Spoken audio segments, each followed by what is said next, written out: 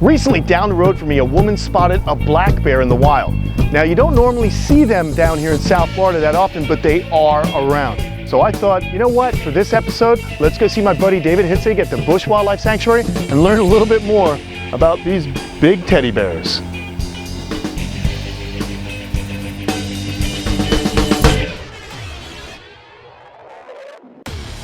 As a pro bike rider, action sports announcer, and off-road adventurer, I'm always on the go. But for my true passion as a reptile breeder, I created my own sanctuary in South Florida. This is Kamp Kenan.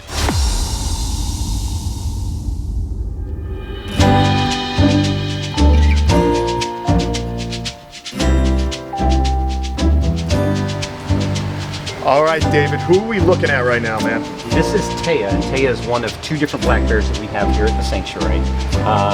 Her and her sister were orphaned. The mother was a nuisance black bear in Central Florida that the Florida Fish and Wildlife Conservation Commission had to relocate. And they actually did 4 relocations. Typically, they only do 3. After that, they determined that probably this animal is too potentially dangerous to people. In this case, because she had the babies, they tried one more time to see if they could relocate, get the whole family to stay away from people, but it didn't work. It just didn't work. No. Mom was euthanized, and then the state had asked us if we would take on the care of these bears and use them as a learning tool to help people understand about black bears and what not to do.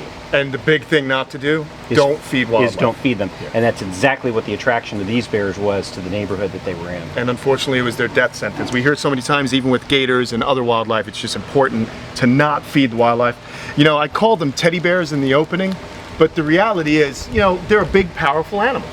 These animals are so much more powerful than most people even realize.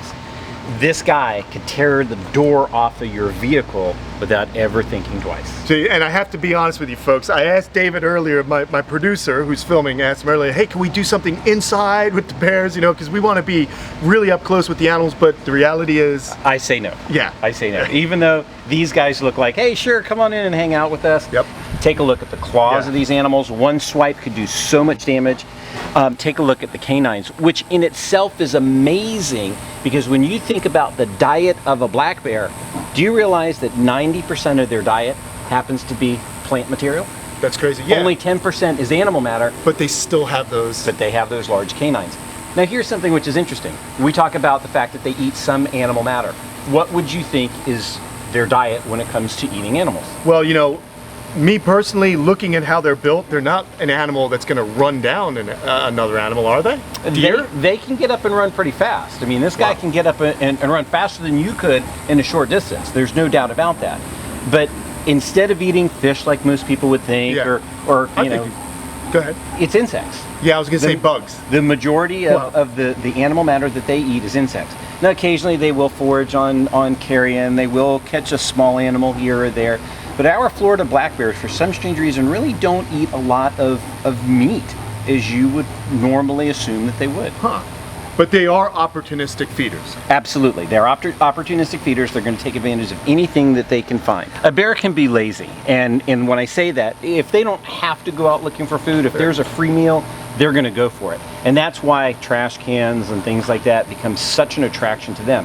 Now for people, they think it's really cool. Hey, look, I got a bear here. How do I get it to stay? They start throwing food out, dog food, leftovers. They'll eat sweets like crazy. And the next thing you know, now you have a bear that's coming to people for its dining, as opposed to being fearful of us. Well, you know, I learned an old wives' tale, and it said, how do you tell the difference between a grizzly bear and a black bear? And if a bear's chasing you and you climb the tree, and the bear climbs up the tree, it's a black bear. And if you climb the tree while the bear's chasing you and it knocks the tree down, it's a grizzly bear. I don't know if you ever heard that one, but... The grizzly bears or brown bears are considerably larger. Typically here in Florida, our female black bears are usually around 200 pounds, maybe less. Mm-hmm. The males usually are over 200 pounds. This particular one right here weighs about 390 pounds. Now this is a female. And I gotta tell you, even though we're very careful to make sure they have a good balanced diet, it is a chore for us to maintain their weight. We have to do so many things to make sure that we keep them stimulated just so they maintain a good body weight and they don't become obese. David keeps these guys healthy with lots of fruits and vegetables, as well as bear chow pelleted food. Few people realize it, Florida actually has 3 main black bear populations. In northern Florida's Osceola National Forest, central Florida's Ocala National Forest, and throughout the Everglades. Here in Florida, we have such an oppressive heat. This is a black animal. How do they, what behavioral things are they doing to not overheat? Well, a lot of times, and especially here in South Florida, they will spend a lot of their time near water so they can actually get into water, and that will help them cool off. Also, not necessarily being very active during the daylight hours, coming out early in the morning, coming out after it gets dark is usually the time that they can avoid the heat of the day, and it makes it a lot easier for them. Well, you know what? You got some goodies here. Why don't you show us? We've got some grapes, and of course, berries make up a lot of what they end up eating in the wild. Cool. Can I get a? Can I? Absolutely. You want to? How do I do this, buddy? Okay, it's real easy. You just sit here. Go ahead and give her. She'll go ahead and take it. Now I want you to watch something. Notice how her lips are. Yeah. And their lips are almost. They're very dexterous, almost like prehensile lips. And this allows them to really be able to pull off the berries one at a time as they're going for it. Now, of course, people always ask about bears and honey. They will raid beehives and things like that. Honey happens to be one of their favorites. Come on, get up here. Get up How here. does this work? Okay. Sticky. And we give them, this is kind of a treat. It's something that they like. For feeding during the daytime, we do enrichment where we will actually hide their food in the enclosure, make them work for their food when they're there. Now at nighttime they have a whole meal which is prepared for them. Look at the length of the tongue. It's insane. You don't realize it's almost. And this allows them to do a number of things. One, they can get into a beehive very easily, but they can get into a rotten log, and they can get into ant nests, they can get into termite nests and things like that, using that long tongue, using those claws to tear something apart in order to be able to get their food very easily. One of the interesting things about bears in particular is they have one of the greatest senses of smell of any other animal. They could smell 100 times better than we can. So they can smell food from a very, very far distance. Well, they're fantastic. They're amazing animals, and of course, because of fragmentation of habitat, they are coming in contact with people. And as we've learned here today, the best thing to do when you see a bear, don't feed it, give it a wide berth, and you should be okay.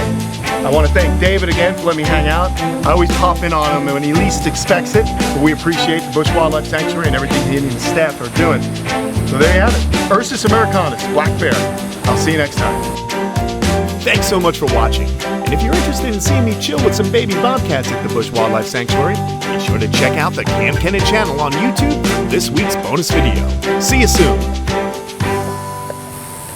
I love him, man.